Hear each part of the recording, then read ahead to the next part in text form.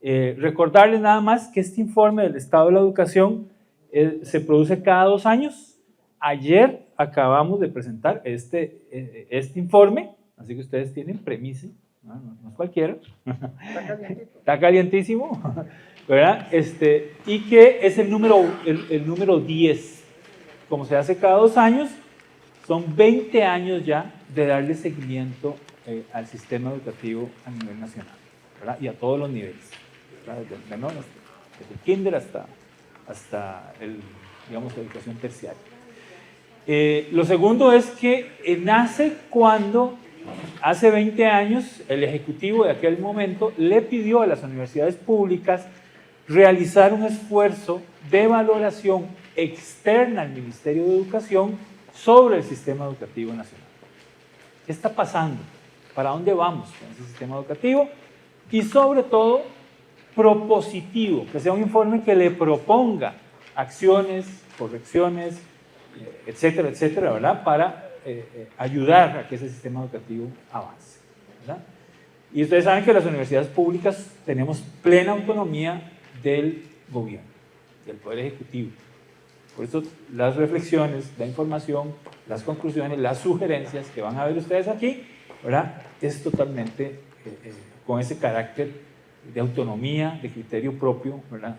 Producto de los trabajos de investigación y de consulta de esas investigaciones con actores muy diversos en el país que tienen que ver con educación. Pero realmente si ponemos a pensar, ¿qué no tiene que ver con educación? ¿Verdad? Y todo tiene que ver, ¿verdad? Por eso decían muy bien los compañeros que me antecedían que educación es un tema estratégico, central, del bienestar, del desarrollo, de las oportunidades para la población. Entonces vamos a ver el informe, el 10º informe que salió ayer precisamente, y nos va a acompañar en la exposición Edu, este personaje. Nos va a acompañar un poco en toda la presentación. Ustedes saben que nosotros, después de realizar todo el trabajo de investigación, tratamos de empezar con alguna valoración general de cuál es la sensación que nos queda de qué está pasando, en este caso en educación. Igual lo hacemos con el informe del Estado de la Nación, pero es más amplio, ¿verdad? Sobre el desarrollo del país. En este caso es específico sobre educación. Entonces, empecemos con esto. Estamos en problemas, en serios problemas, ¿verdad? Refiriéndonos a educación. Bueno, muchas otras cosas también, pero refiriéndonos a educación, estamos en problemas importantísimos, delicados, que se han venido profundizando, ¿verdad? Y tanto es así que en los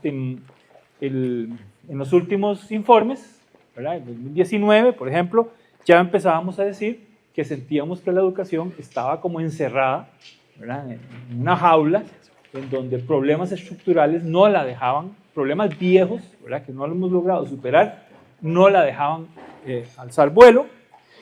Y luego llega el 2021, ¿verdad? En donde decimos que hubo, ¿verdad? un llamado, digamos, desesperado, por eso la foto, ¿verdad? De los niños y niñas educativos. Óiganos, escúchenos, vuélvenos a ver, porque nosotros somos los que estamos pagando, los niños y niñas son los que están pagando los platos rotos, digamos, de lo que está pasando o no está pasando en educación, ¿verdad? Ya la educación señalábamos ahí que estaba bastante. Y luego viene el 2023, ¿verdad? En donde señalamos el apagón educativo. Ya no solamente problemas estructurales, sino que se suma el apagón educativo. Y esa suma de problemas estructurales y apagón educativo nos da esa educación con S y sin tilde. Así la sentimos de mal en las aulas, esa educación. Y no la queremos, por supuesto que no, ¿verdad? Hasta llegar a la actualidad, en donde, ¿verdad? Decimos que seguimos experimentando, ¿verdad? Un deterioro, una profundización en la crisis educativa en el país, que empieza a afectar el valor público de la educación. Empieza a tener consecuencias importantes sobre la vida de las personas. Entonces, señalamos crisis educativa, ¿verdad? Y valor público. ¿Qué es lo que estamos entendiendo por cada una de ellas? Bueno, la crisis educativa es la caída de los aprendizajes básicos de la población estudiantil que los pone muy por debajo de los mínimos establecidos a nivel nacional e internacional. Y ahora vamos a ver datos concretos, ¿verdad? De cómo, por qué nosotros decimos que nuestro rendimiento ha venido cayendo estrepitosamente. Y el valor público, ¿verdad? Es la importancia cívica, social, económica, de empleo, etcétera, ¿verdad? Que tiene la educación para las personas y el país. Y ahí también, ¿verdad? Como se está deteriorando esa educación, tiene efectos importantes sobre ese valor público que siempre ha tenido, ¿verdad? Es más, yo en algunas conferencias he dicho que me acuerdo de la época en donde era natural en este país que los hijos iban a superar a los papás en términos de instrucción. Eso era lo lógico, lo que iba a pasar, y todo el mundo sabía que eso iba a pasar. Hoy día ya no estamos tan seguros. Entonces, veamos esa crisis educativa, ¿verdad?, que está generando esa pérdida del valor público. Esa pérdida del valor público se está expresando a través de una afectación al desarrollo humano en el país, por supuesto, y si perdemos oportunidades, la población pierde oportunidades para mejorar sus condiciones de vida, frustra los sueños y aspiraciones de muchas personas, personas incluso con título que chocan con la pared de que no encuentran empleo, ¿no? Y profundiza en las inequidades y rompe el tejido social, digamos, que formamos parte en este país. La situación es grave, definitivo, ¿verdad? Urge actuar. Y esto lo hemos venido diciendo desde hace rato, pero hoy queríamos enfatizar aún más. Urge actuar. No podemos simplemente ver y esperar a ver qué pasa. Urge que tomemos acciones para corregir los problemas que nos afectan, ¿verdad? Sin embargo, tenemos que decir que el país lo sentimos distraído. O sea, el país sabe que tenemos problemas en educación, pero, ¿verdad?, tenemos otro conjunto de problemas que a veces nos pone, digamos, la atención en otras cosas y olvidamos un poco esto. Entonces, ¿cuáles otros temas? Bueno, primero vean que el 50% de las personas dicen que sí, que efectivamente la educación está peor ahorita que hace 12 meses, ¿verdad?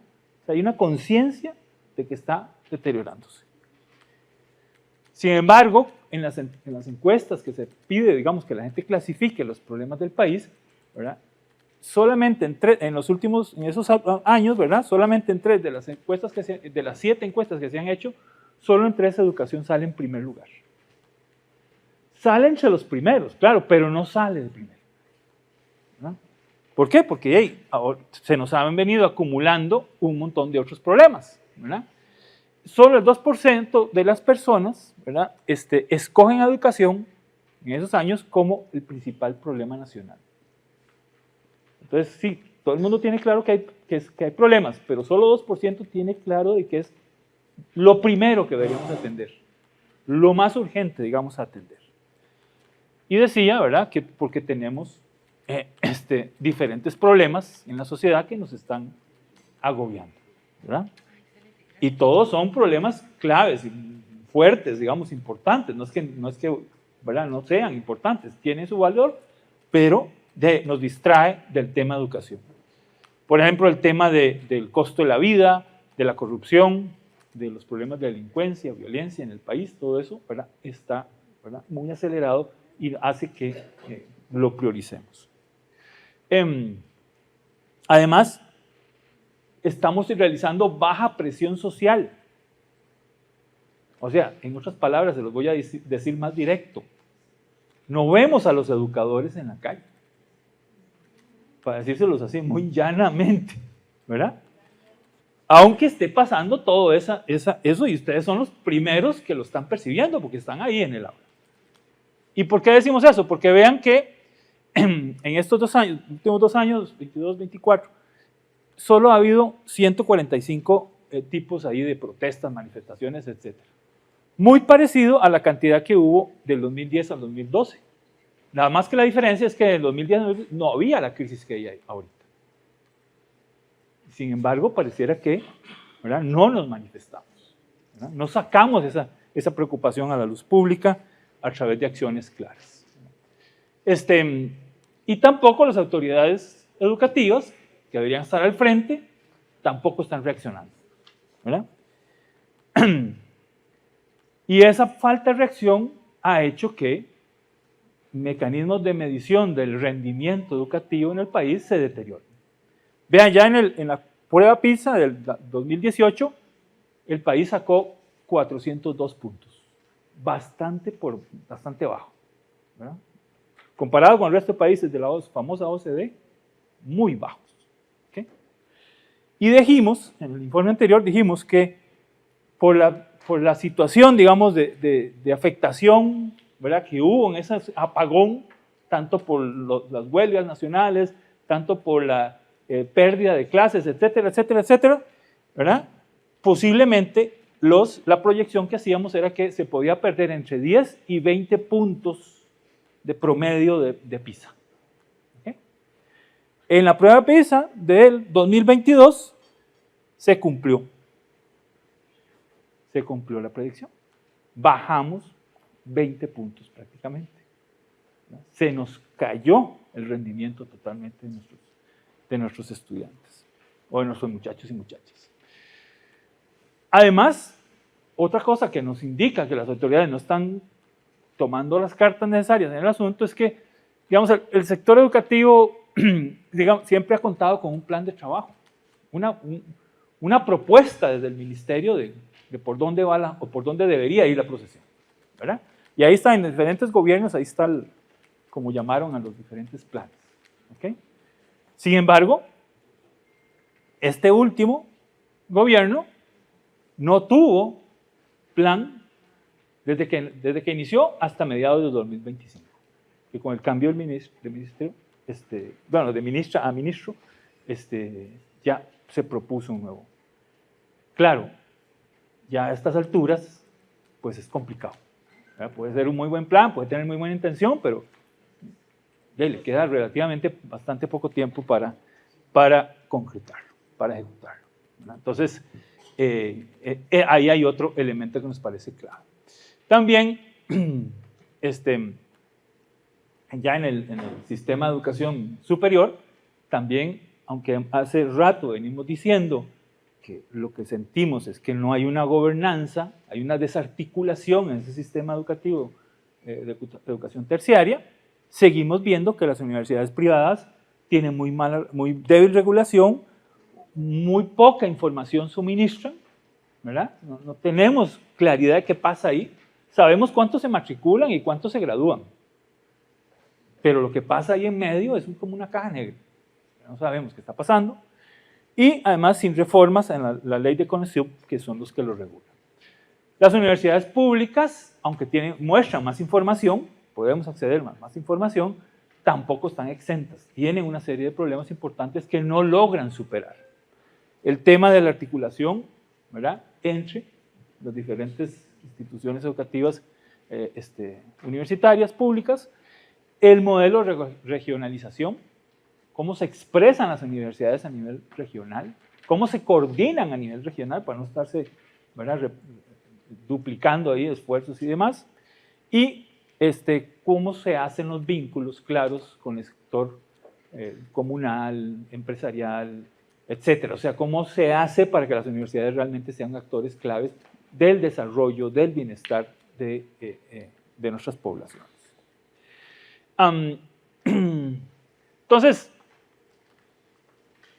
nosotros hablamos de crisis educativa. ¿Será alarmismo nuestro o será realidad? ¿Ah? Bueno, efectivamente nosotros decimos que es realidad.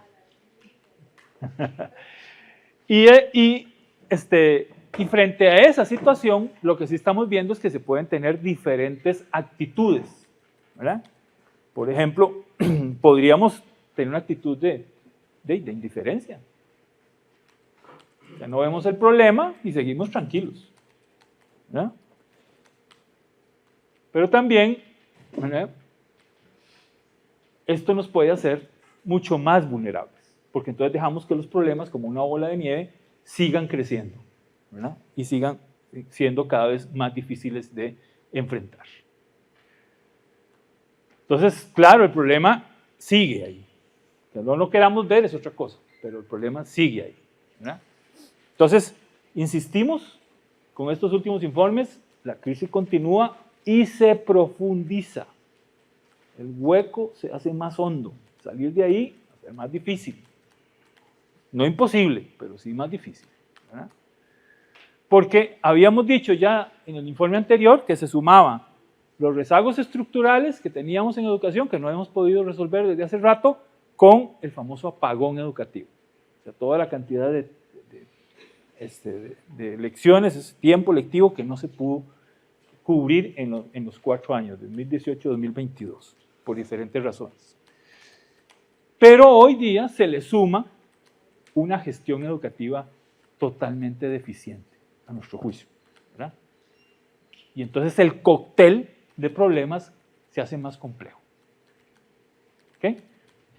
Esa es nuestra percepción. Entonces, es una situación difícil y apremiante, nos parece que sin duda alguna, donde las malas decisiones políticas recientes han vulnerado inclusive los logros históricos. Ahorita vamos a ver algunos detalles, ¿verdad?, de esos logros históricos que son importantes y que todavía tienen peso, pero que se han vulnerado, se han reducido, se han erosionado, ¿verdad?, en nuestro aparato educativo. Y esas malas decisiones políticas tienen que ver con acciones erráticas, con improvisaciones, con falta de sustento técnico en lo que se decide hacer y sin rendición de cuentas hacia la sociedad, ¿verdad? Entonces, ya no hay control, no hay supervisión de lo que se está haciendo ahí, ¿verdad? Entonces, y falta eso externo al MEP que es necesario. O sea, el MEP no se puede cocinar en su propia salsa, tiene que recibir retroalimentación externa para entender si va por buen camino o no, según la sociedad. ¿Okay? Entonces, profundiza esas decisiones políticas, han profundizado los problemas, no ofrecen mejores alternativas a las que hemos visto y, por supuesto, genera incertidumbre. Esta es una característica que hemos visto en los últimos años que se ha agudizado terriblemente, sobre todo en el magisterio. Los docentes en el aula no tienen claridad que atenerse, porque cambia la cosa, un día esto, un día lo otro, inventan esto, inventan todo, y se vuelve sumamente complicado estar ahí en el aula. ¿Okay? Entonces el informe documenta estas malas praxis y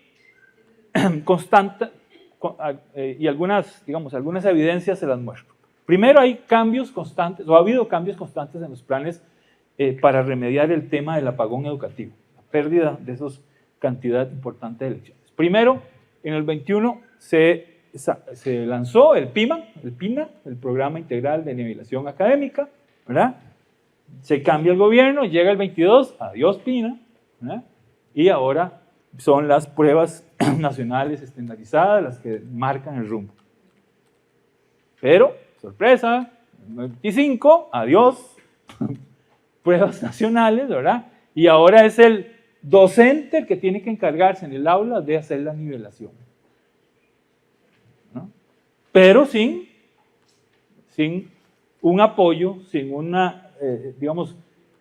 recursos, etcétera, necesarísimos para poder hacer eso bien. Docente solo en el aula contra el mundo. El peor escenario que uno podría pensar, porque todo el sistema educativo, para que tenga sentido, tiene que ser un sistema educativo en función del acto educativo en el aula, en función del docente, sus necesidades y de sus jóvenes, los estudiantes. Pero no sentimos que eso se esté, no tenemos evidencia de que eso se esté haciendo. También hay debilidad, ¿verdad?, en la capacidad de gestionar la inclusión digital. Vean que el tema de educación digital en esta sociedad moderna es fundamental, es clave, ¿verdad? Darle esas habilidades, esas capacidades a nuestros jóvenes para que se desempeñen en ese mundo. El MEP en el 2022 solicitó congelar la distribución de los dispositivos, ¿verdad?, de acceso a Internet. La Contraloría elimina la red educativa. En el 2023 el MEP rompe el convenio por 30 años que había tenido con la Fundación Omar Dengo para impulsar, ¿verdad?, la educación en este campo, y se genera un nuevo programa que no tiene con claridad la metodología evaluativa que tenía el otro. Es un programa que depende de software con licencia, ¿verdad?, que no está nada claro de cómo vamos a pagar eso, ¿verdad? Imagínense todas las escuelas del país pagando software. Caramba, eso es complicado, ¿verdad? Y en el 2024 la Contraloría hace un estudio y determina que efectivamente el MEP tiene enormes problemas para gestionar la política educativa en el campo de tecnologías. Entonces, toda esa experiencia acumulada con la FOP lo desechamos y no teníamos una alternativa. No teníamos plan B, ¿verdad? Y ahí estamos dando patadas, pero no logramos resolver. También la eliminación del programa para la afectividad y la sexualidad, sin un criterio técnico que respaldara por qué había que eliminarlo, ¿verdad? Entonces, efectivamente, hay una, ¿verdad?, una valoración, una violación progresiva a los derechos humanos, sin un aval técnico ese cambio, y además muestra un retroceso en términos de la inclusión de poblaciones vulnerables, ¿verdad?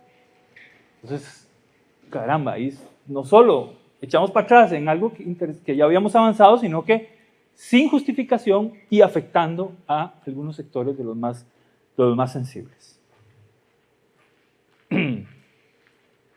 También en la parte de educación superior, ¿verdad?, la negociación del FES se ha vuelto un calvario, literalmente una cosa complicadísima, ¿verdad?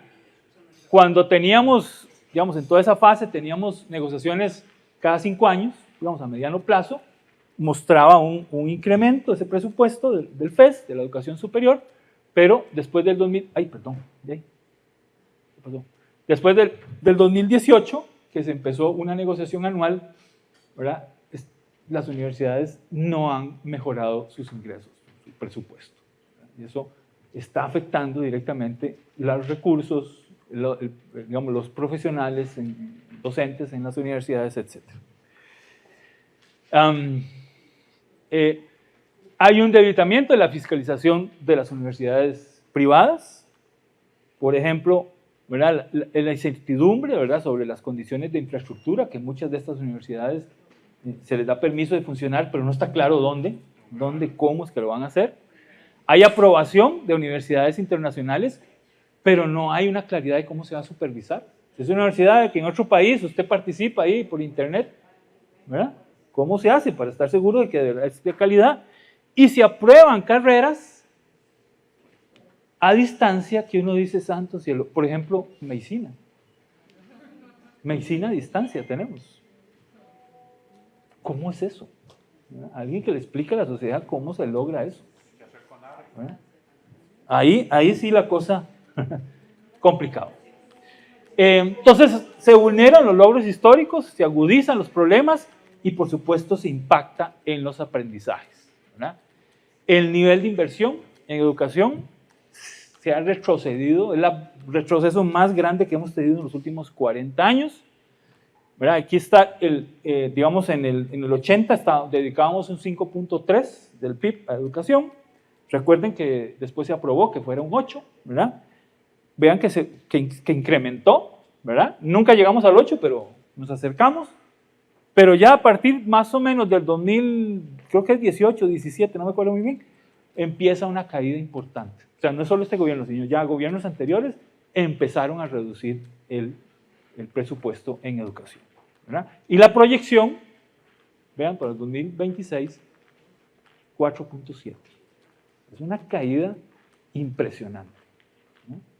Entonces, por supuesto, y en un momento además donde las poblaciones más vulnerables, empobrecidas, etcétera, ¿verdad?, crecen.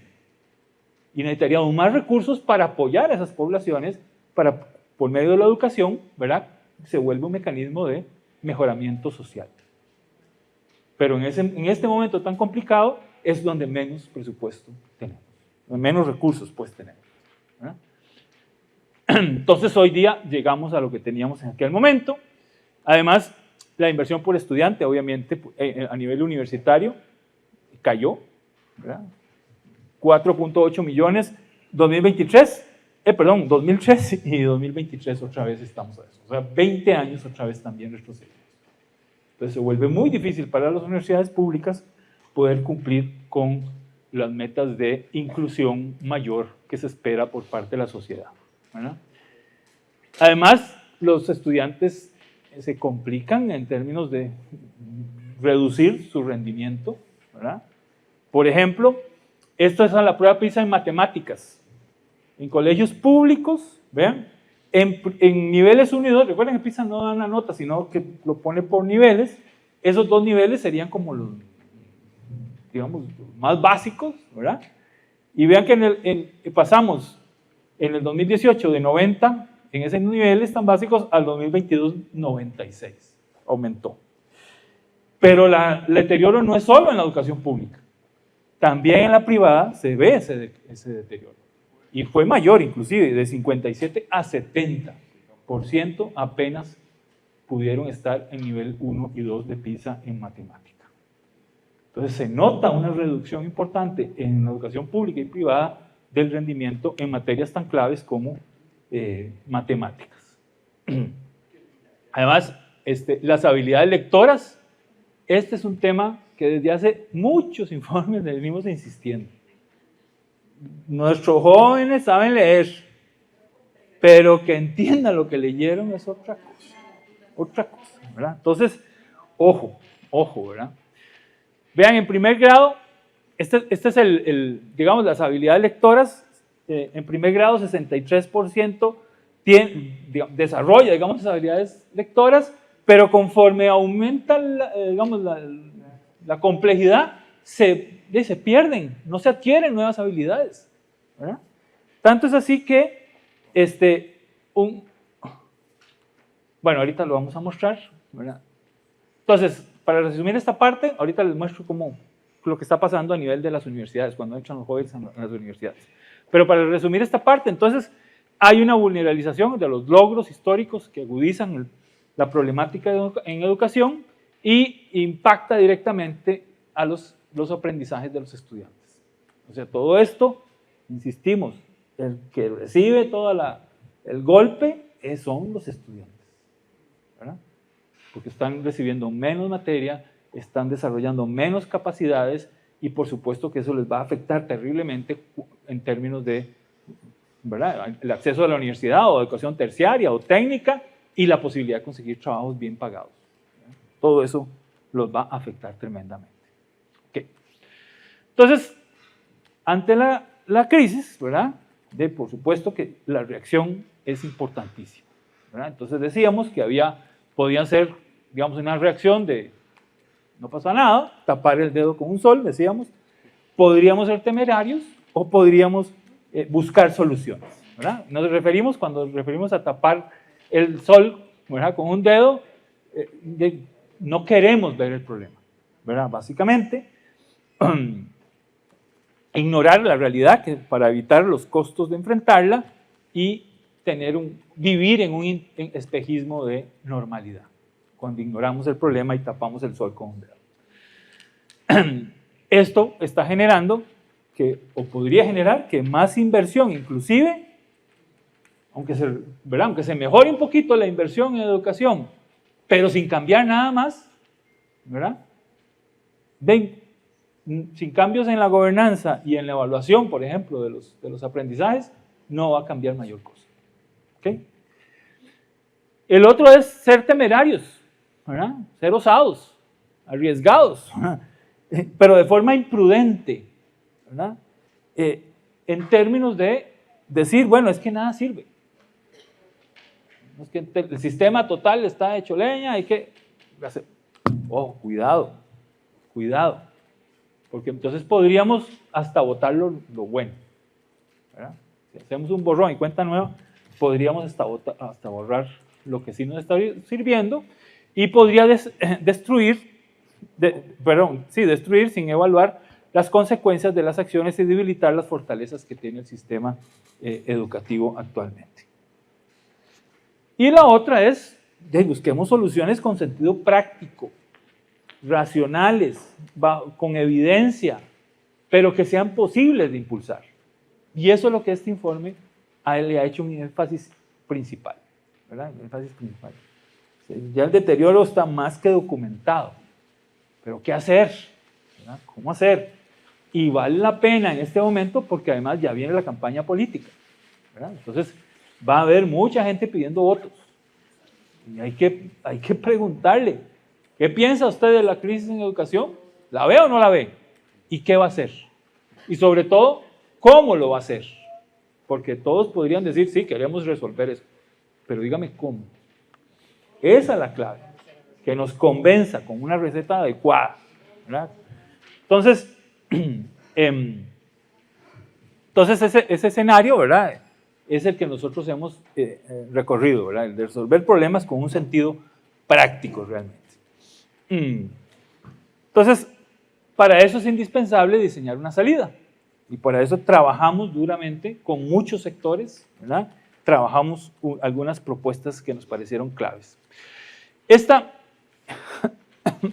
es la opción, pues decía, del estado de la educación, que responde a esa pregunta, ¿cómo empezar a salir de la crisis? ¿Verdad? ¿Cómo empezaríamos a salir? Y lo que hicimos fue, sí, reconocemos que hay una cantidad enorme de temas que hay que resolver. Lo que pasa es que si nos abocamos a todos, no hacemos nada. Entonces, nuestra propuesta es dar énfasis a estos 6 temas. Centrar la atención, ¿verdad?, en estos 6 temas. Y hacer cambios en estos 6 temas que impliquen cambios más globales en el sistema de educación. Entonces, en un mundo ideal, uno podría ir resolviendo problema por problema. El problema es que no nos va a servir. Si lo hacemos así, no nos va a servir. Porque el problema está tan grande, tan profundo, tan complicado, que es necesario impulsar acciones, por lo menos en estos 6 campos. Por lo menos. A la vez. Por eso decíamos, el cóctel cada vez está más complicado, atenderlo, resolverlo, también va a ser más complicado, ¿no? Entonces vamos a ver en algunas de ellas nuestra propuesta. Vamos a verlo así. Primero vamos a hablar del problema que vemos en cada uno de esos campos, luego lo que implica ese problema para los rendimientos educativos de nuestros estudiantes y finalmente cuál es la solución que proponemos. ¿Okay? Entonces, primero, inversión. El problema central es que se ha utilizado los recursos de educación para recuperar los indicadores macroeconómicos del país. Para pagar deuda, para equilibrar las finanzas públicas y para tener, digamos, una mejor imagen a nivel internacional hoy. Ojo, eso no es que está mal, está bien, eso hay que hacerlo. Hay que sanear las finanzas públicas, ¿verdad? No podemos cargar una deuda tan gigantesca como la que teníamos, etcétera, etcétera. Eso hay que hacerlo. El problema es que se está haciendo a costa de la educación. También salud e infraestructura, pero en este caso, digamos, queremos insistir o resaltar, digamos, el tema de educación. Y lo peor de todo es que ya esta experiencia la hicimos en el pasado y nos fue re mal. Y lo volvemos a hacer, lo volvemos a cometer el error. Todos recordarán la crisis de los 80, ¿verdad?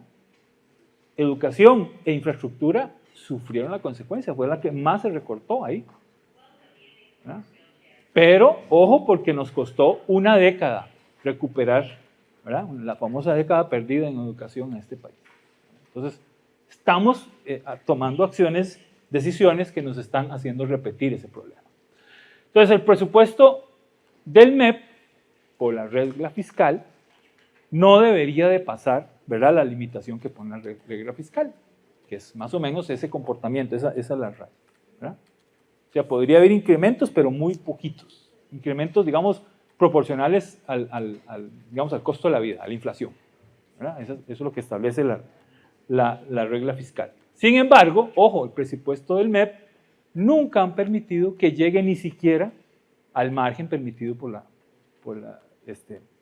la regla fiscal, ¿verdad? Inclusive el FES para las universidades tampoco, ¿verdad? Tampoco, siempre se ha ajustado bastante por debajo. Cortar es muy fácil, decimos nosotros, recuperarnos de ese recorte después es lo complicado, ¿verdad? Porque vean esto, ese es el comportamiento del presupuesto del MEP, ¿verdad? Vean la caída ahí terrible que hemos tenido, ¿verdad? Ahora sí, digamos que nos ponemos de acuerdo en esta sociedad y decimos, recuperemos ese gasto en educación. Volvamos por lo menos a lo que teníamos, a lo que habíamos decidido políticamente, ¿verdad? Que era, ¿se acuerdan? El 8%. Esa es una decisión política, está en la Constitución, no es que alguien se lo inventó, no. Eso está claramente. Yo no sé cómo es posible que alguien diga, ¿quién dice que el 8%? No, ahí está en la Constitución, ¿verdad? Bueno, entonces, si quisiéramos llegar al 8% a partir de esta caída tan estrepitosa, supongamos que cada año no podemos crecer de un solo, ¿verdad? No, es imposible, ¿verdad? No hay plata. Pero podemos decidir incrementar paulatinamente. Si el presupuesto del MEP creciera en 8,5% cada año, nos costaría hasta el 2042 recuperar o llegar a esa meta. 17 años tendríamos que esperar, ¿verdad? Si decidiéramos a un 10, que creciera al 10%, tendríamos que esperar 10 años, ¿verdad? Para llegar a ese meta, ¿verdad? Pero hay que tomar decisión, ¿verdad? O sea, sí, está complicado y ahí hay que pagar un montón de costo ya social, ¿verdad? Pero hay que tomar una decisión que ojalá, insisto, ojalá se pueda discutir en esta campaña electoral y que quien sea el que quede presidente sepa y tenga claro que la sociedad costarricense desea que nos lleve en esa dirección, ¿verdad? No venga a improvisar, a inventar, no, llévenos en esa dirección. Eso sería lo que necesitaríamos como sociedad para empezar a corregir. Ahora, ¿qué implica esto? Bueno, ese uso de la educación como variable fiscal, ¿verdad? Está implicando que se hayan reducido las becas y las transferencias monetarias, ¿verdad? Por ejemplo, en Avancemos, o el financiamiento de transporte, de alimentación, ¿verdad? Un montón de cosas vitales para un grupo de población, el grupo de población más vulnerable, el que más rápido puede salir del sistema educativo si no tiene esos apoyos. Ahí los estamos afectando directamente, ¿no? 35% de los estudiantes entre 4 y 18 años hoy día están atendidos por el sistema de educación pública, ¿verdad? Están en condición de pobreza. 35%. Ha crecido importantemente. Y es cuando menos plata tenemos. Entonces está complicado. La caída en la inversión también limita mucho el mantenimiento de los centros educativos. Yo creo que este es un tema de los que más vergüenza nos debería dar, la verdad. O sea, después de tantos siglos de que Costa Rica puso la educación como pilar fundamental, que en este momento estemos preocupados por la infraestructura de nuestras escuelas y colegios, yo creo que hay que poner las bambas en el ojo, algo estamos haciendo. Todas estas escuelas señaladas ahí tienen daños leves o moderados, ¿verdad? Y estas rojas tienen daños graves. Algunas inclusive orden sanitaria si es desacarada porque es insalubre, ¿verdad? Entonces tenemos una importante demanda. La conectividad los problemas de conectividad, de infraestructura, están golpeando principalmente a los más débiles, otra vez, ¿verdad? Escuelas unidocentes, liceos rurales y los centros de educación en zonas indígenas. Ahí es donde estamos primero pagando los platos rotos. Además, vea que la educación técnica que se ha definido como una prioridad en el país, eso es una de las decisiones también políticas que se han tomado, ¿verdad? Pues no estamos viendo esa prioridad, ¿verdad? En el 2015 teníamos 220 colegios técnicos en el país. En el 2019, 240, 20, un incremento de 20. Pero del 2019 al 2024 apenas crecimos en 6. ¿Verdad? Y esto entonces tiene relación con la bajísima promoción de estudiantes en este tipo de colegios. Está claro que el desarrollo del país necesita no solo profesionales, necesitamos una capa de técnicos muy gruesa, muy importante, muy bien preparados. Pero no los estamos produciendo, no los producimos, ¿no? Entonces ahí tenemos otro efecto. Y los salarios de los docentes en primaria y secundaria están estancados, ¿verdad? Desde hace rato, ¿verdad? Vean, de nuestros cálculos de 2013 al 2024, prácticamente no ha variado. Claro, es un promedio, ¿verdad? Es un promedio, ¿verdad? Pero prácticamente no ha variado mayor cosa. ¿Cuál es la salida para nosotros entonces en la propuesta? Bueno, es necesario aumentar la inversión educativa, pero con metas precisas, costeadas, bien financiadas, digamos, y supervisadas. Y supervisadas, decimos, más allá del MEP. O sea, no, el MEP no puede ser juez y parte de lo que haga. Alguien tiene que estar supervisando, evaluando, controlando, ¿verdad? De que lo que está haciendo sea lo correcto y de lo que se dice que se hizo, sea lo que se hizo, ¿verdad? Eso es básico, digamos, en términos de cualquier cosa que uno quiere que una institución haga, ¿verdad? Entonces hay que tomar decisiones, ¿verdad? ¿Cuál de estos dos, ¿verdad?, caminos tomamos? El 10% anual del presupuesto o el 8,5%, ¿verdad? Sabiendo las consecuencias que tiene. En uno tardaríamos 10 años y en el otro 17 años. Además, claro, la inversión tiene que ser, digamos, con visión estratégica, con planificación, digamos, de largo plazo. Para lograr, la meta sería, digamos, lograr un sistema educativo de calidad, ¿verdad? Que con ese 8% lo impulsemos y que por lo menos, ¿verdad?, por lo menos se está actuando en estas 4 grandes áreas: cobertura y equidad, aprendizajes de calidad, docentes idóneos y ambientes de aprendizaje. Esas son como las 4 grandes áreas que tenemos que atender para lograr realmente un sistema educativo de calidad. ¿Okay? Entonces, sí, con esos 4 pilares, la propuesta, digamos, de plan de mejora que hicimos nosotros, o las propuestas que hicimos, parte de esos 4 planes identifica 13 objetivos operativos, 20 parámetros de logro y más de 90 metas graduales. O sea, es un plan bien detallado y bien consultado. Por supuesto, no esperamos que el nuevo gobierno agarre y diga, así esa es la receta salvadora, pero por lo menos ya hay pistas, ¿verdad?, de los caminos que podemos seguir, de las prioridades, dónde poner la prioridad, ¿verdad? Por dónde empezar para poder cambiar, transformar esto, ¿verdad? Ese aporte lo hacemos desde el informe. Bueno, y 44 estimaciones de presupuestos, porque de ahí sí, la plata es central en esto. Nosotros calculamos en términos presupuestarios que el agregado presupuestario extra, ¿verdad?, como porcentaje del PIB, más o menos estaría alrededor de 0,34, 0,31, más o menos, ¿verdad? Eso es lo que habría que ir agregándole al presupuesto del MEP año con año, ¿verdad? Eso no está pegado al cielo. Si queremos pasar del 5 al 8 de un solo, eso sí está muy duro, pero con este, digamos, incremento anual sí lo vemos mucho más realista.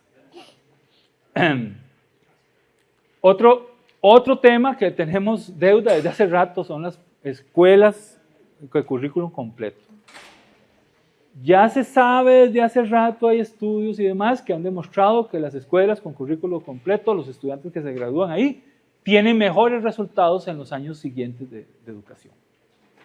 O sea, en pocas palabras, es la mejor educación que podemos brindarle a los jóvenes en este país, dentro de los modelos que tenemos o de los sistemas que tenemos de instituciones educativas. ¿Ok?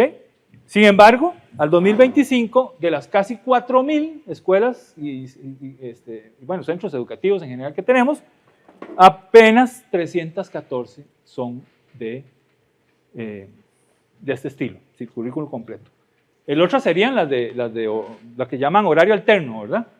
Que dan clases en la mañana y clases en la tarde, grupos diferentes, entonces la cantidad de materias que dan es mucho menos, etcétera, etcétera. Ustedes creo que manejan eso mucho mejor que yo. Entonces, necesitaríamos, para incrementar de verdad estas escuelas y como metas específicas, ¿verdad? Aquí el número de abajo sería la cantidad de millones que habría que invertir para pasar de 314 a 364. Al 2026, al 2030, esa es la cantidad para pasar a 614, al 2035, 914 y al 2040, 1200. Que ya estaríamos hablando de cerca de, ¿qué? Un 30-40% de las escuelas del país. ¿Verdad? Mira que son metas que todavía no estamos ni cerca del 100%. ¿Verdad? Pero es que el MEP ha propuesto llegar al 100%, no llegó, luego lo revisó y dijo que no, eso era demasiado, puso el 30% y tampoco llegó. ¿Verdad? Entonces, por lo menos esta meta, con esos presupuestos, sí lo vemos factible. En resumen, hay que tomar decisiones de Estado de largo plazo, que se sostengan en el tiempo, ¿verdad? Hay que mejorar la inversión en educación, pero con metas claras, hacia dónde queremos llegar, y con rendición de cuentas, ¿verdad? Que expliquen qué pasó, dónde se hizo la inversión, ¿verdad? ¿Dónde vamos bien? ¿Dónde hemos tenido problemas? Etcétera, etcétera, etcétera. ¿Okay?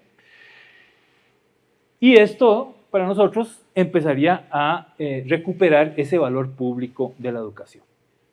Segundo, el tema de aprendizaje, ¿verdad? Lo que le queda en la cabeza a nuestros jóvenes.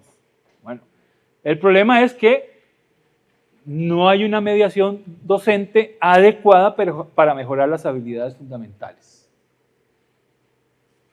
Y eso puede sonarles duro, pero vamos a ver la evidencia. Primero, las habilidades fundamentales son las habilidades que el currículo nacional establece como indispensables para todo estudiante. O sea, aquí no estamos inventando nada, estamos retomando lo que ya hemos aprobado por el Consejo Superior y por el MEP, ¿verdad? En este campo. Y la mediación docente para nosotros, son las acciones e intervenciones que realiza el personal docente en el aula para promover el desarrollo de las habilidades de los estudiantes. Okay. Entonces, veámoslo, la evidencia, por dónde apunta. Docentes desconocen muchas de las mejores prácticas para enseñar a leer. A leer. ¿Por qué decimos eso? Cuando consultamos con docentes cuáles son las estrategias, ¿verdad?, para mejorar la fluidez en la lectura, 31% dijo lectura silenciosa. A estas alturas. ¿Verdad? O sea, caramba. Ok, está bien que usted como docente se pare un tiempito en el aula para que ponga a los chiquillos a leer, eso está muy bien. Pero que solo hagan lectura silenciosa. 11% dijo lectura en voz alta y un 1% el tema de la velocidad en la lectura, ¿verdad? O practican, digamos, ese tipo de cosas para estimular. Entonces, vean ahí, ¿verdad? Todavía la mayoría de nuestros docentes están en épocas pasadas, honestamente. Matemática. Estamos en la lona, la verdad. O sea, yo no sé cómo decirlo, pero es que estamos re mal, no mal. ¿Verdad? Le preguntamos a los docentes de matemática las estrategias docentes para trabajar el tema de estadística y probabilidad en la materia de matemáticas. ¿Cómo hacen para enseñar eso? ¿Ok? Y vean. De todos los entrevistados, uno pudo identificar estrategias avanzadas, pertinentes efectivas para mostrar probabilidad y estadística a los muchachos y muchachas de escuela. Ahí vamos, ahí vamos. 16 pudo identificar algunas estrategias básicas, que está bien, no son avanzadas, pero está bien, son las básicas mínimas que hay que manejar, 16.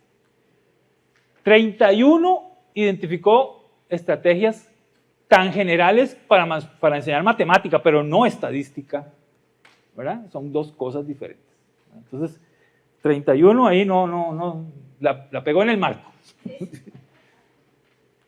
Pero 117 no tenía estrategias. No pudo identificar una estrategia que le permitiera enseñar estadística en primaria. Profesores de matemáticas. ¿Verdad? Entonces, ojo, ¿verdad? Porque de ahí, caramba, no. Y no le estoy echando, miren, no le estoy echando claro a los profesores. Yo lo primero que pienso es en las universidades.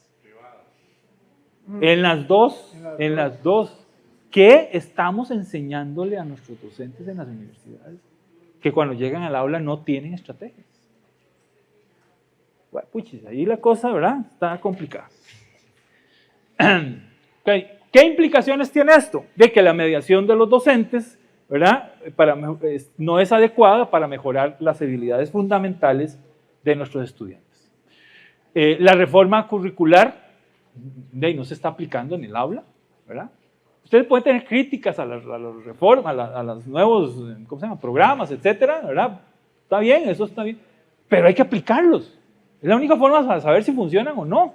Hay que aplicarlos, ¿verdad? Pero no los estamos aplicando porque no tenemos los instrumentos adecuados, ¿verdad? No está llegando realmente, esos nuevos programas no están llegando a las aulas. También en escritura, vean el gusto, ¿verdad? Por escribir, ¿verdad? Decrece tremendamente de segundo a cuarto grado, decrece fuertemente, ¿verdad? Y pasan este tipo de cosas, que en el informe pasado hablábamos de la pobreza de aprendizajes. No sé si ustedes se acuerdan del informe pasado, ¿verdad? Le hicimos pruebas a muchachos y muchachas de quinto grado. Les mostramos una foto, creo que era de un perro saliendo del agua, no me acuerdo bien, pero era una foto, y entonces que redactaran, ¿verdad? Y vean las faltas de ortografía de este muchacho. Bueno, o muchacha, no sé, ¿verdad? ¿Verdad? Complicadísimo, a ese nivel, ¿verdad? Entonces, si no mejoramos la lectura, la escritura tampoco va a mejorar, ¿verdad? Y por supuesto, entonces tenemos rezagos importantísimos. Ojo a esto, ojo. Un joven de 15 años, cuando usted le hace pruebas de lectura, el nivel que muestra, así ya, es de tercer grado. Con 15 años y es de tercer grado. Ojo, ¿qué está pasando? ¿Cómo es posible eso? Y a nivel universitario, por supuesto, se muestran claramente esas debilidades. Este es un trabajo que hizo la Universidad Nacional y la conclusión de ellos es que de cada 10 estudiantes, 6 muestran deficiencias serias en lectura. Serias. Imposible que rindan en el nivel universitario. Imposible, sí, es imposible. O sea, no traen una herramienta fundamental.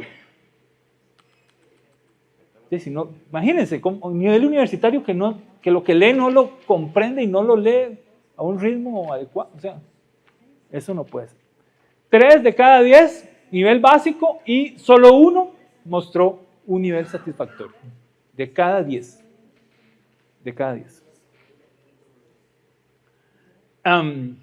¿Cuál es la salida? Obviamente mejorar la calidad en los procesos en el aula, ¿verdad?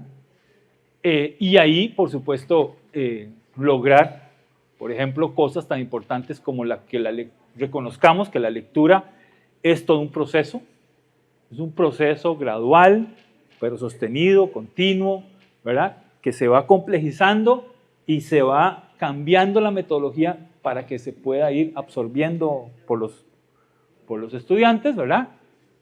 Desde cosas súper básicas hasta lo más ya abstracto, crítica, etcétera, etcétera.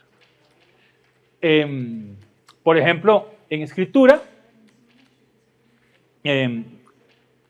lo que encontramos es que la escritura creativa, que le llaman hoy, ¿verdad?, es la mejor forma, ¿verdad?, la herramienta, digamos, más eficaz, ¿verdad?, para ayudar. Y esto significa, para pensar, para expresar emociones, ¿verdad?, y, por supuesto, para vincularse al proceso de lectura, ¿verdad?,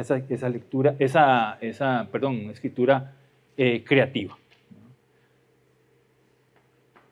Y además encontramos esto, vean, cuando analizamos en esa escala, ¿verdad?, de actitudes hacia la escritura, ¿verdad?, encontramos a chiquillos de 4º grado que de marzo a octubre, en esos meses, disminuyó. Dentro del mismo año, ¿verdad?, en pocos meses disminuyó el gusto. ¿Por qué? Porque usan metodologías aburridas, poco llamativas para los estudiantes, etcétera, etcétera. Más ahora que tienen celular y tienen acceso a internet, o sea, si no se hace piruetas ahí en la clase, pues rapidito los perdemos, ¿verdad? Así de sencillo. En cambio, usando la escritura creativa, ¿verdad?, más bien aumentó, levemente, pero aumentó en ese plazo. Si esa escritura creativa la mantuviéramos todos los años, pues la mejora pues sería obviamente muchísimo más significativa. Entonces la salida es, obviamente, hay que generar docentes con una formación adecuada y un acompañamiento cercano. O sea, hay que poner al sistema educativo a que esté acompañando al docente. O sea, que el docente, cualquier situación que tenga, sepa a quién acudir, sepa dónde buscar recursos, ¿verdad?, que no se sienta solo, porque eso es lo peor que podemos hacer. Entonces, mejorar la formación y capacitación docente, por supuesto que tiene que ver con la información inicial a nivel universitario, ¿verdad? Hay didácticas específicas, ¿verdad?, que le permitan realmente desarrollar luego el trabajo claro en el aula, y cuando está en el aula, capacitación permanente con temas como el uso de tecnología, el uso de la inteligencia artificial, cosas que tal vez para muchos, los que estamos aquí, posiblemente eso es hablar chino. Se defienden. Muy bien. La mayoría que estamos aquí, incluyendo a mí, eso es chino, ¿verdad? Porque nuestro desarrollo no giró alrededor de esas cosas. Pero hoy día es fundamental, es clave entender, meterse, ¿verdad?, buscar metodología, pedagogía, ¿verdad?, que me permita usar, ¿verdad?, la tecnología y la inteligencia artificial en función de la enseñanza. Eso es claro, y para eso necesitan capacitación nuestros docentes. No es cierto que las universidades salen afilados, y menos los docentes ya que tienen cierta cantidad de años, están en función, no estaban afilados. Y eso lo mostramos con la pandemia, en 2020, que hubo que cortar, ¿verdad?, la presencia, y los mandamos a las casas, y ahora educación a distancia. Ahora sí, papá, baileme, eso no es un trompo. ¿Cómo hacen los docentes para hacer educación a distancia? Lo que saben es educación cara a cara. Los pusimos a distancia y serios problemas los pusimos. Claro que sí, pero ¿cuánto duramos en esa transformación, en ese aprendizaje? Yo digo que fue muy positivo, porque avanzamos, pero tuvimos que dar un paso sin estar preparados. Ese es el punto, ¿verdad? Y ustedes saben que todo aprendizaje tiene una curva de aprendizaje, ¿verdad? Tiene un tiempo ahí que dura mientras que yo logro eso. Y mientras que usted docente lo logró, pasó el tiempo, pasaron los meses. Los estudiantes no tenían el acompañamiento adecuado. Entonces, uso de tecnologías, inteligencia artificial y el acompañamiento, ¿verdad? programas de estudio, yo digo que qué pasó con el papel del supervisor. Mi papá fue supervisor, por eso lo tengo claro. Y yo recuerdo que el viejo iba a las escuelas, él estaba en la zona Talamanca. Iba a las escuelas, ¿verdad? Y se sentaba ahí a escuchar al docente, ni siquiera entraba al aula, sino afuerita, ¿verdad? Él escuchaba. Y después tenía un diálogo con el docente. De alguna forma, ¿verdad? Alguien llegó a ver qué estaba haciendo el docente ya y ayudar. De alguna forma. Yo no sé si lo hacía bien o mal, no era, yo solo veía que lo hacía, no tenía criterio, ¿verdad? Pero se hacía. Y ahora los supervisores, ¿qué pasó? Ya los pusimos a hacer papelería, ¿verdad? ¿Sí? Otro elemento clave, los directores o directoras de los centros educativos. No son gente clave que ha pasado por las aulas, que tiene una experiencia extraordinaria y que podría darle consejos a los docentes en el aula. Claro que sí, pero están, ¿verdad? Están metidos contestando papeles, ¿verdad? O cartas, o yo no sé qué, ¿verdad? Todo lo que ustedes quieran, ¿verdad?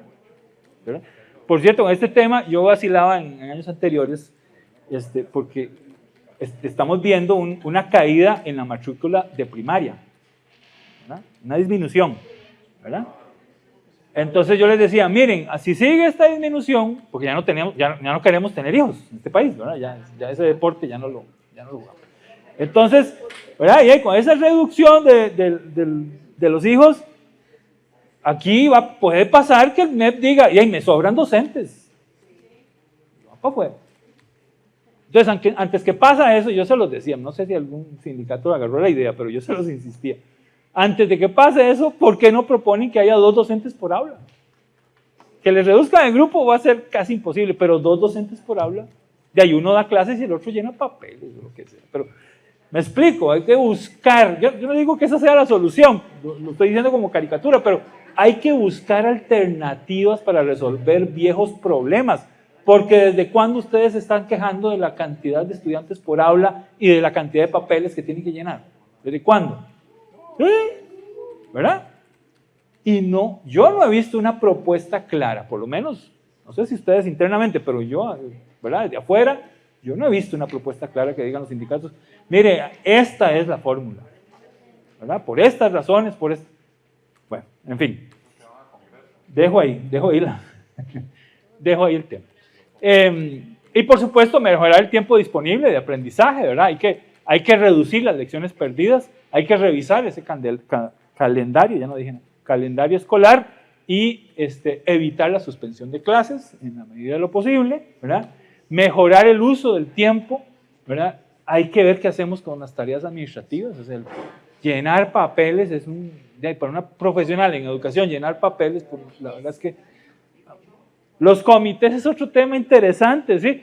Yo creo que sí es necesario que haya trabajo conjunto, ¿verdad? Para resolver ciertos temas, pero nos han mostrado casos en donde es obligación hacer, no me acuerdo cuántos comités, pero una cantidad de comités, y resulta que esa cantidad de comités son mucho más que los docentes que hay en ese centro educativo. Entonces, o sea, ¿cómo se hace eso? ¿Cómo se llenan esos comités cuando no hay personas? O sea, es una cosa, en fin. Ok, y además, bueno, la posibilidad de grupos más pequeños, o yo insisto, 2 docentes por aula. Okay. Además, los recursos y la didáctica, digamos. El viejo método tradicional, los libros, y el nuevo método, la tecnología. ¿Qué hacer? ¿Qué dirían ustedes? ¿Qué hay que hacer? Exacto, eso es. Hay que agarrar lo mejor de los 2 mundos, definitivamente, ¿verdad?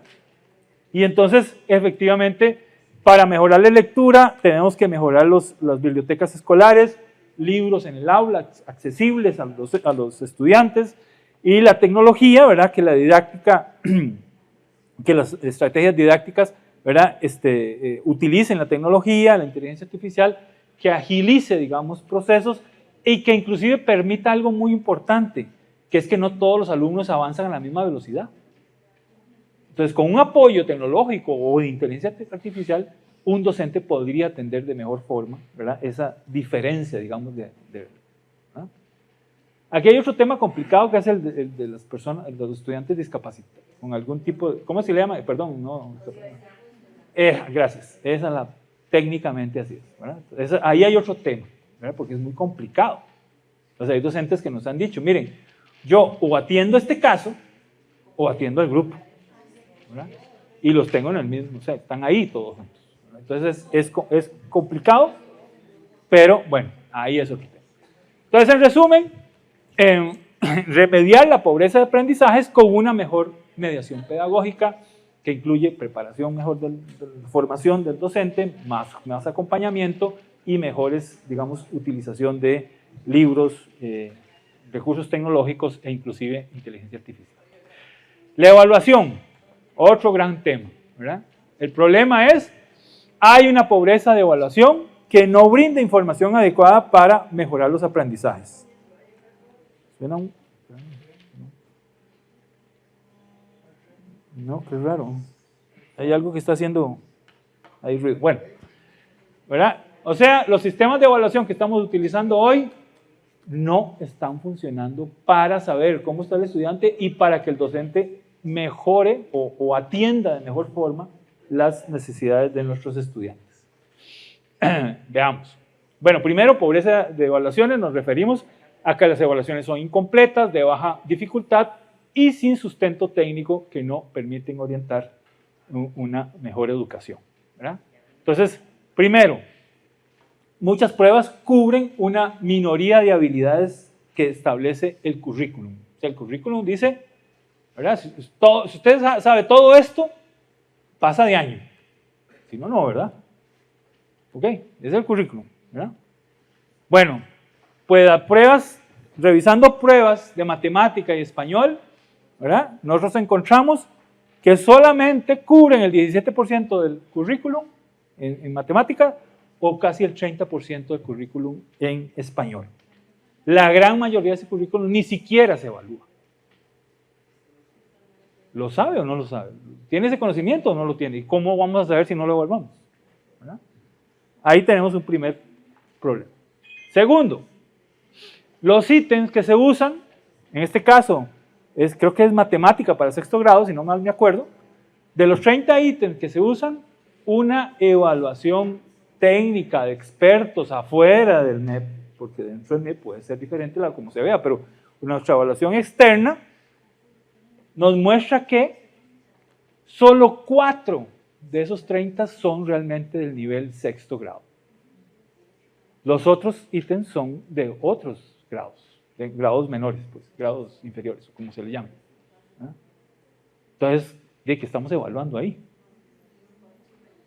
Son pruebas de que no tienen la dificultad que tienen que tener, para saber si sabe o no lo sabe.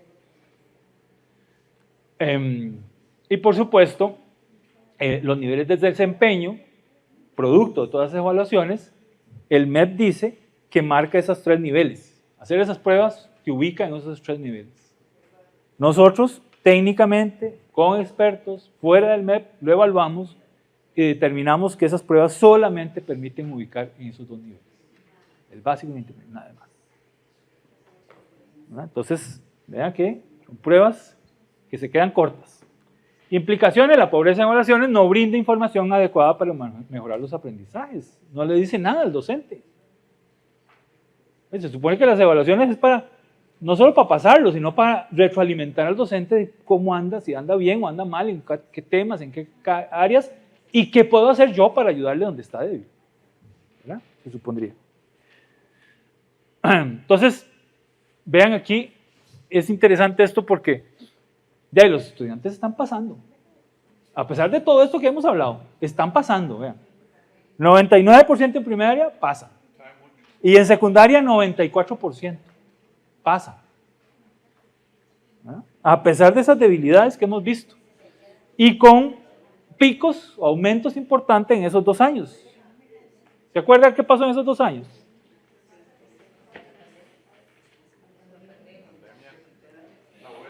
La huelga, ajá, y el coronavirus, ¿verdad? ¿Y qué hizo el MEP frente a esos 2 problemas que hizo el MEP? Para pasar los muchachos, para que flexibilizó el asunto, ¿verdad? Sí, en pocas, o sea, yo no lo quería decir, pero suerte que usted lo dijo. Sí. Flexibilizó. Entonces, no es posible saber el dominio real de los estudiantes, no es posible, con esas pruebas no es posible. Entonces, es una calificación parcial, no evalúa toda o solo una cuarta parte, digamos, del currículum. No permiten una mejora continua, los resultados agregados no son útiles para los docentes y los resultados, digamos, sobreestimados, ¿verdad? No hay un sustento técnico para el nivel, al nivel de avanzados. ¿Qué saber? ¿Qué hacer? ¿Por dónde salir? ¿Verdad? ¿Cuál sería el camino? Nuestra propuesta es, hay que crear una agencia nacional de macroevaluación independiente del MEP. Fuera del MEP. Esa es nuestra propuesta ya desde el informe anterior y la retomamos, la reafirmamos. Hoy día la Dirección de Gestión y Evaluación de Calidad es que se encarga, ¿verdad?, de la evaluación, ¿verdad? En teoría, digamos, dentro del organigrama, ¿verdad?, los centros educativos pasan información y esta dirección retroalimenta a las autoridades y las autoridades bajan directrices tanto a la dirección de gestión como a los centros educativos. El cambio que nosotros proponemos, esto no, parece que no está funcionando, y el cambio que nosotros proponemos es creamos esa agencia nacional de macroevaluación dentro o supeditada al Consejo de Educación Superior.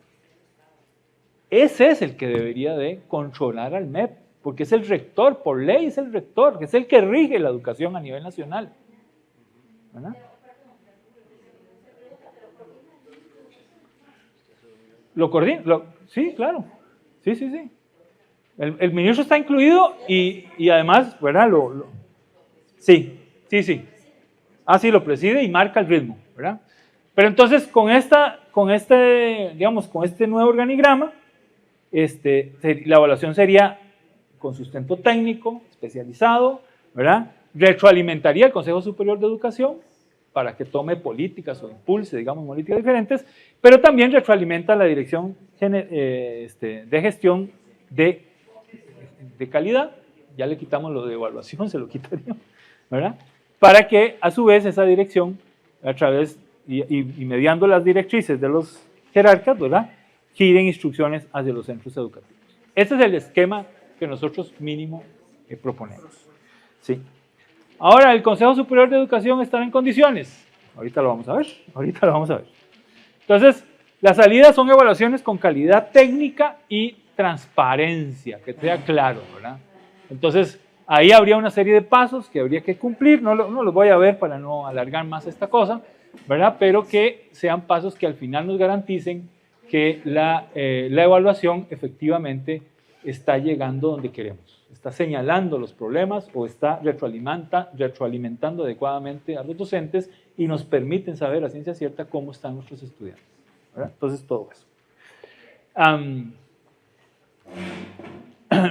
Ahora, aprovechar las capacidades y experiencias, que ya tenemos experiencia, que ya hemos desarrollado para algunas áreas, ¿verdad? Por ejemplo, tuvimos, porque ya se eliminó, pero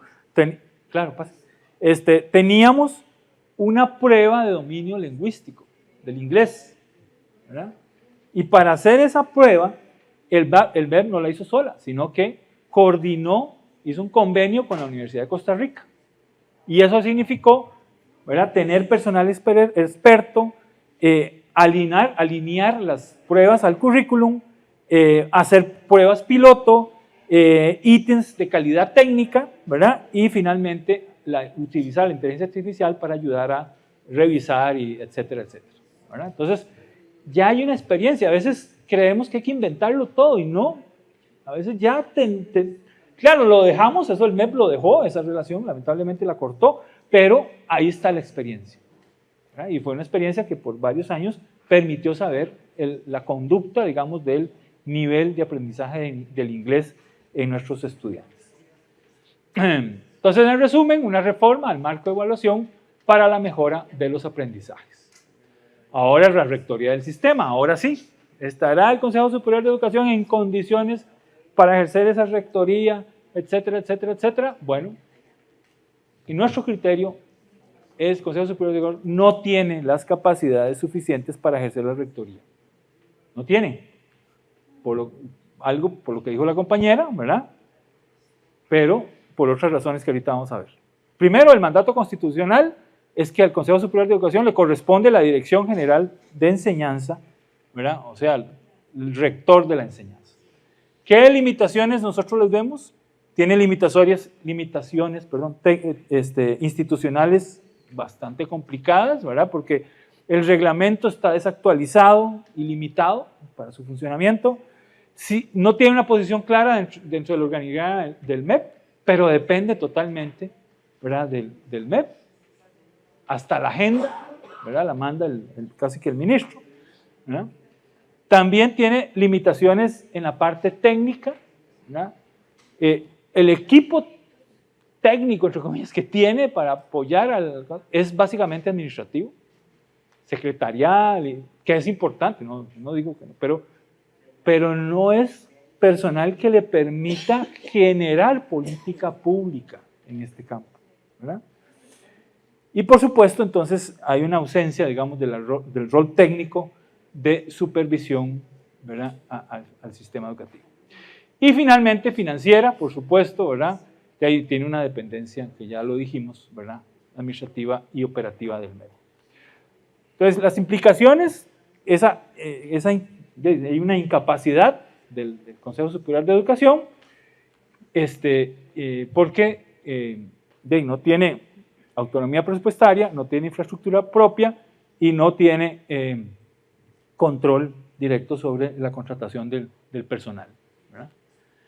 Tanto es así que las actas mismas del Consejo Superior de Educación están siendo publicadas de forma tardía, digamos, con una validación, porque tienen que validarse esas actas, muy lenta, ¿verdad? Atrasa mucho los procesos, sin una estructura técnica realmente que acompañe esos procesos, ¿verdad?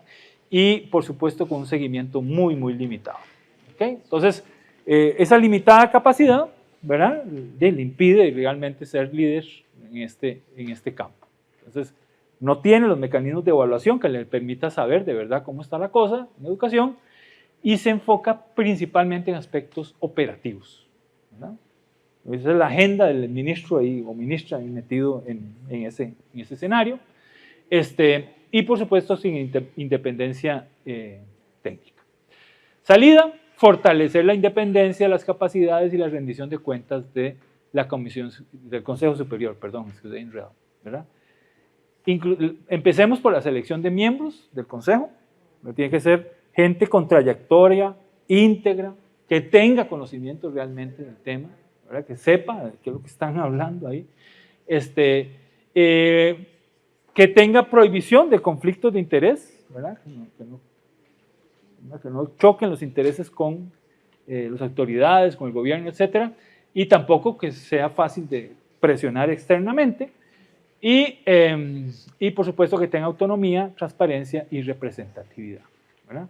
Entonces esa autonomía presupuestaria tiene que impulsar un modelo de gobernanza de la comisión que le permita, digamos, identificar deficiencias, documentar, ¿verdad? El cumplimiento, logros, etcétera, los avances o retrocesos, implementar evaluación a través, y esa evaluación a través de ese instituto técnico independiente, etcétera, etcétera, de macroevaluación. En resumen, entonces surge la reforma del Consejo Superior de Educación para fortalecer su rectoría sobre el sistema educativo. Gestión local, ya no en la parte macro, ahora digamos en concreto, digamos en los centros educativos, ahí hay un tema importante, encontramos un problema que centros educativos escolares no tienen mayor apoyo ni articulación con los otros actores de la comunidad. Es muy poca la relación que hay con otros actores. Que esto puede variar, ¿no? Del centro, pero en general esa es la sensación que tenemos.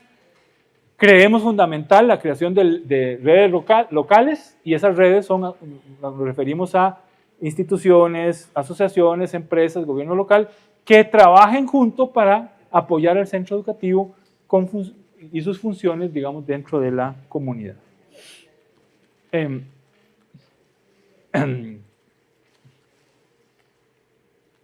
Esto no es un invento ni algo que hay que sacarlo de la manga, ya hay política, ¿verdad?, que se establece. Por ejemplo, en el 2018 se habló de la participación de estudiantes, familias y comunidad local en los centros educativos. En 2017 se habló de que se formarán redes que conecten, ¿verdad?, las comunidades educativas. La idea es esa, ¿no? Como que la institución educativa está en el centro y tenga actores alrededor que la están apoyando. Algunos de esos actores serán del mismo sistema educativo, el supervisor, qué sé yo, otros centros educativos, etcétera, pero también tiene que haber actores de fuera del sistema educativo, ¿verdad? Asociaciones, municipalidad, empresas, etcétera, etcétera, etcétera.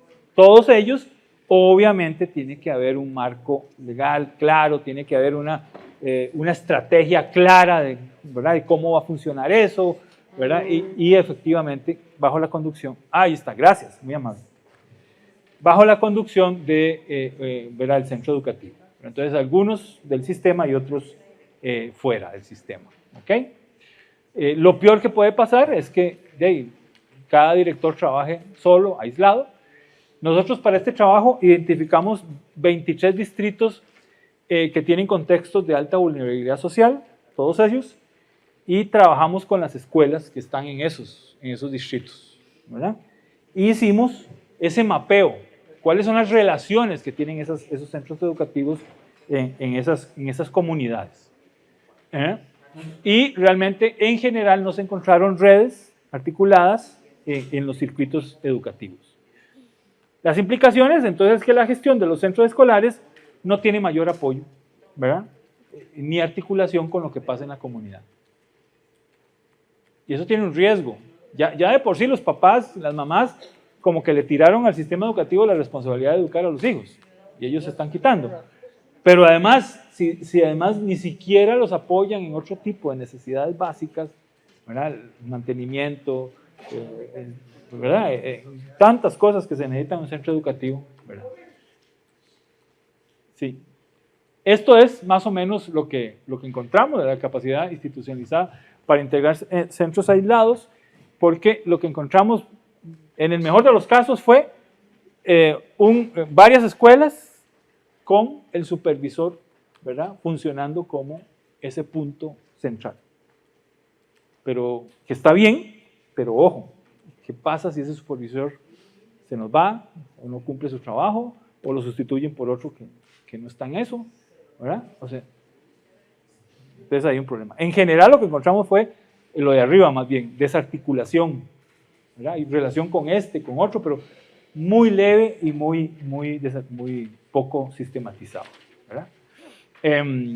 Digamos, ahí están los 23, esos distritos educativos, 23, y vean que son pocos los que forman esa como florcita, ¿verdad?, de relaciones.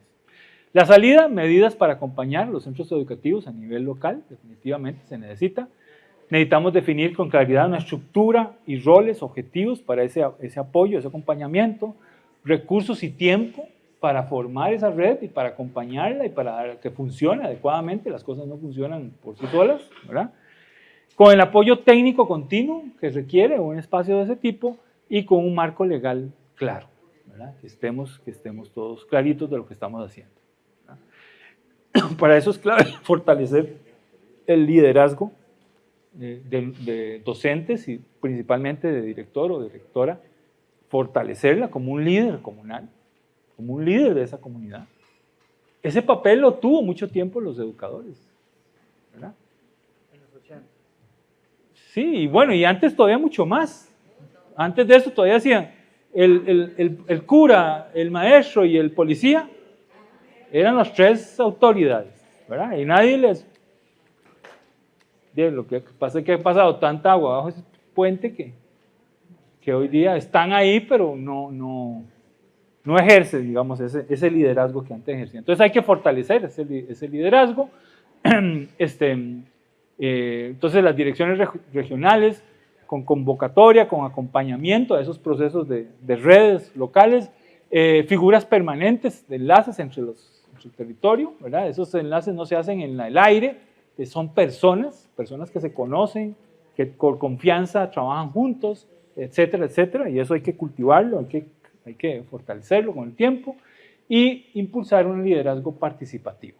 O sea, no es que ahora somos los doña toda y las cargas y vamos a imponer lo que nos dé la gana, no, sino que hay que entender que la escuela o el colegio es un actor más de esa comunidad, ¿verdad? Y hay otro conjunto de actores que también tienen voz o deben de tener voz y voto de lo que pasa o no pasa en esa comunidad. ¿Okay?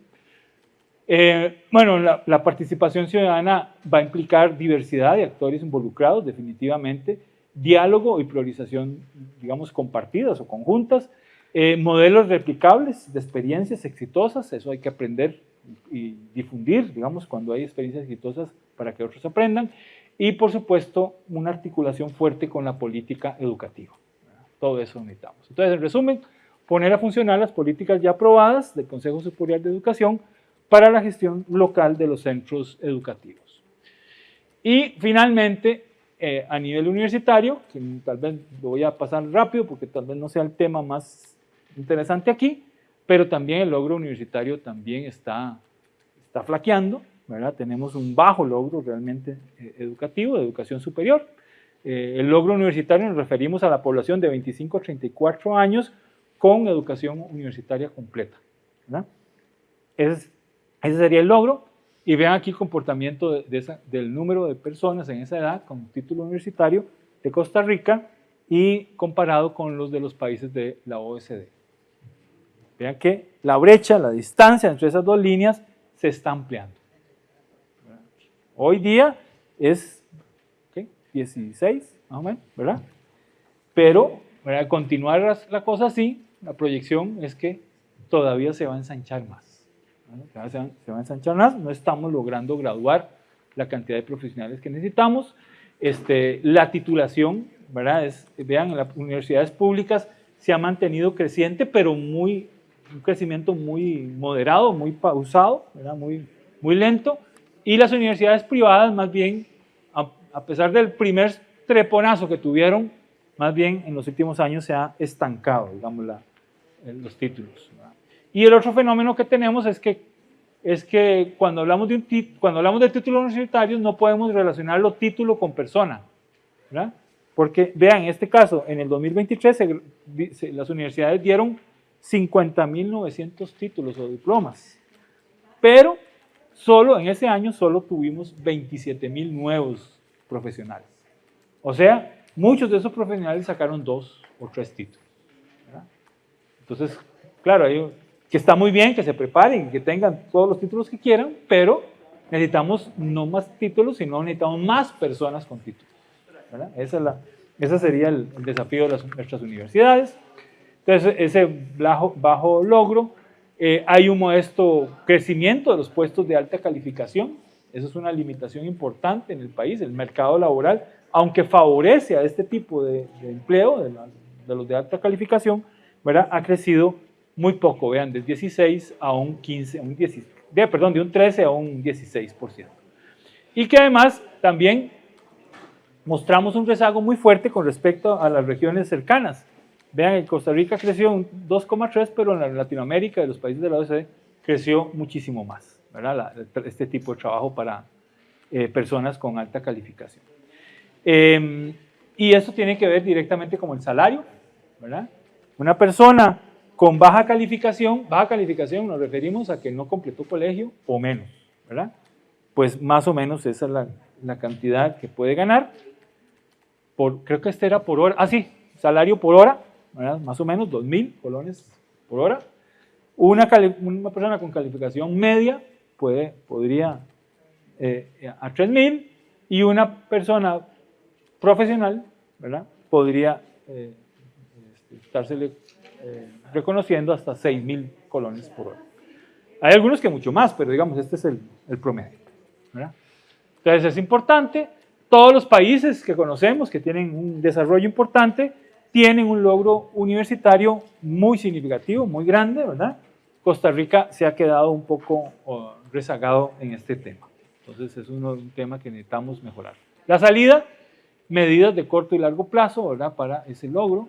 Si la meta que nos propusiéramos fuera lograr que en 10 años el 50% de los jóvenes graduados se gradúen, de los jóvenes salidos del colegio se gradúen en la universidad, pues entonces tendríamos, ¿verdad? Vean el dato, porque es que es significativo.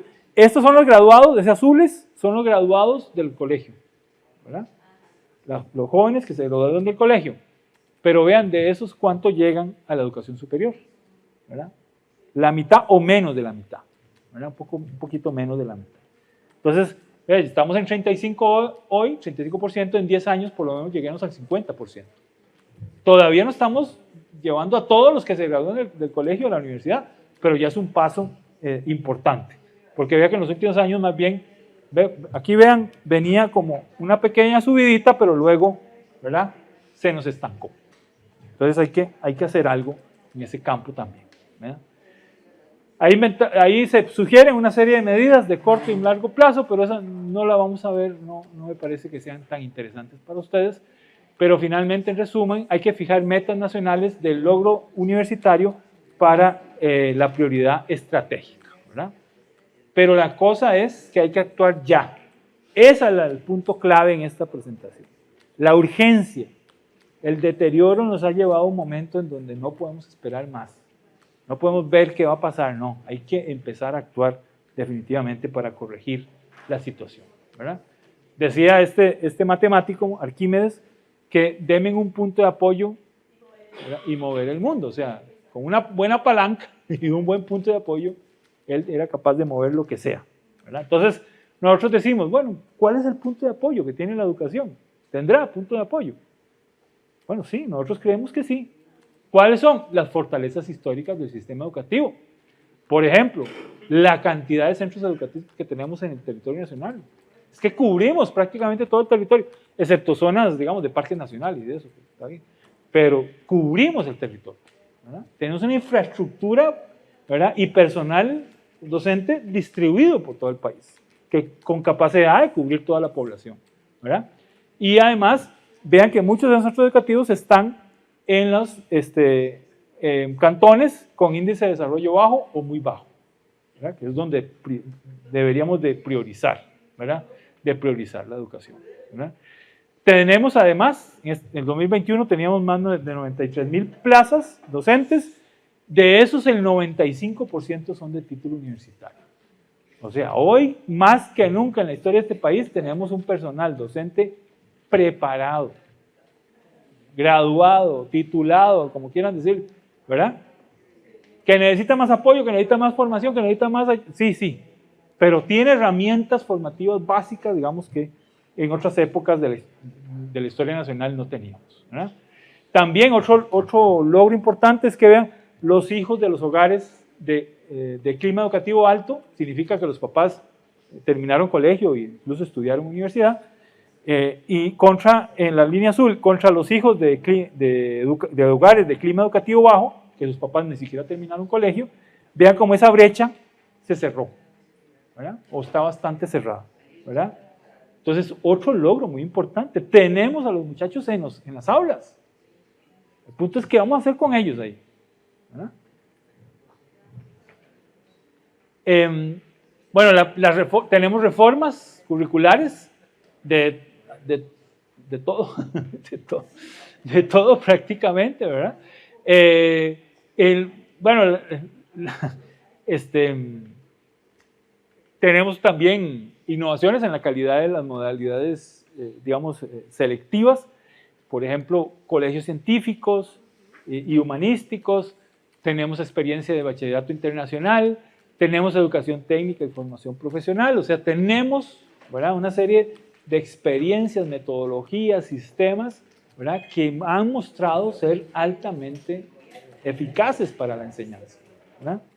Entonces tenemos que aprovecharlos y por supuesto los liceos bilingües, Tenemos la experiencia del Bachillerato para la Empleabilidad y Emprendimiento, que es un convenio entre la UNED y el Ministerio de Educación. Vean los datos del 2024. 23,000 personas inscritas, 16,000 graduados, 65% eran mujeres. Nos están llegando a miles de personas, a miles. Entonces tenemos fortalezas, me parece que no hay duda, ¿verdad? Y vean, en la educación universitaria, las personas del primer quintil, acuérdense que el primer quintil es el 20% de la población con menos ingresos del país, ¿verdad?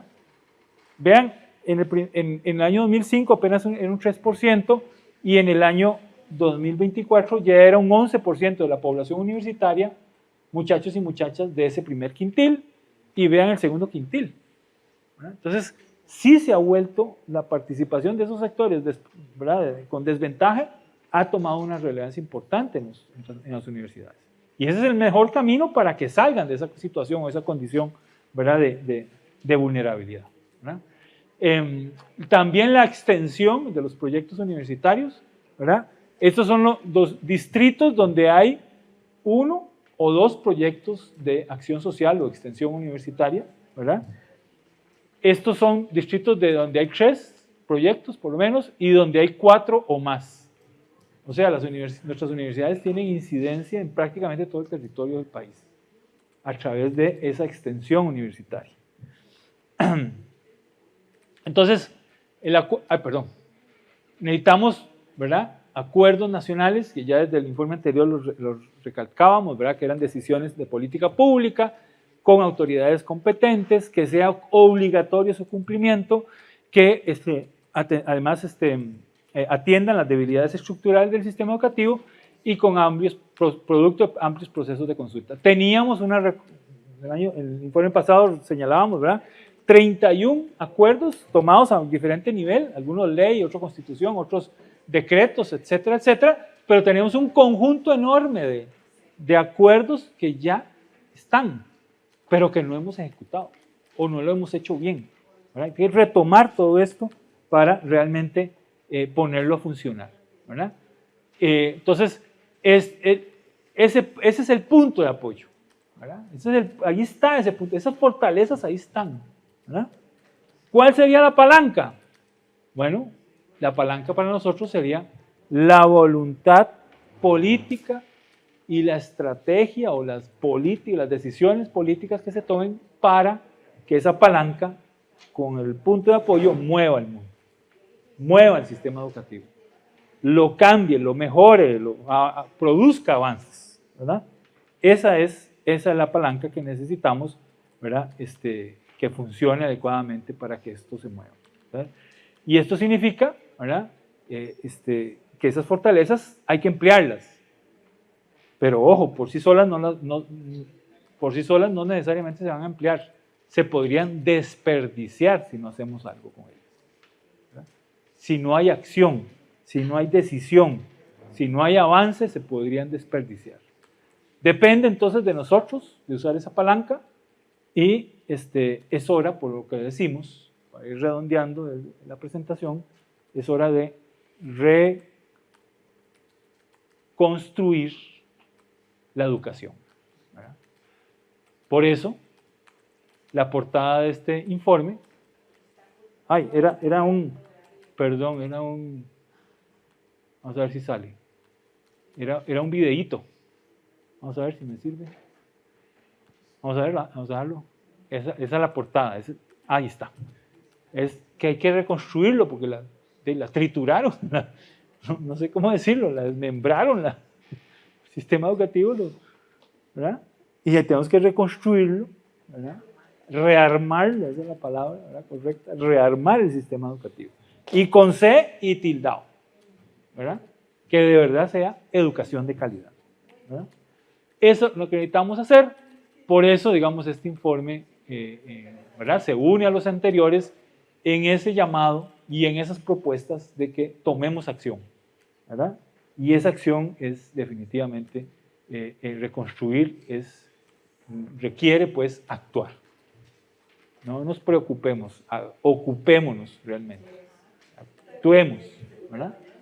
Por supuesto que todos tenemos responsabilidad, pero no es la misma responsabilidad la de un maestro que la del ministro. ¿Verdad? Tienen grados diferentes, pero todos tenemos responsabilidad. Docentes digo, pero además padres de familia, etcétera, etcétera, etcétera. Y acá en la página web de nosotros pueden encontrar el documento completo para que puedan hojearlo y puedan tal vez leer ya más en detalle información de temas que a ustedes más les interese, porque esto que hicimos aquí fue un abuelo de pájaro, ¿verdad? Una revisión muy general, muy rápida de los principales resultados del informe.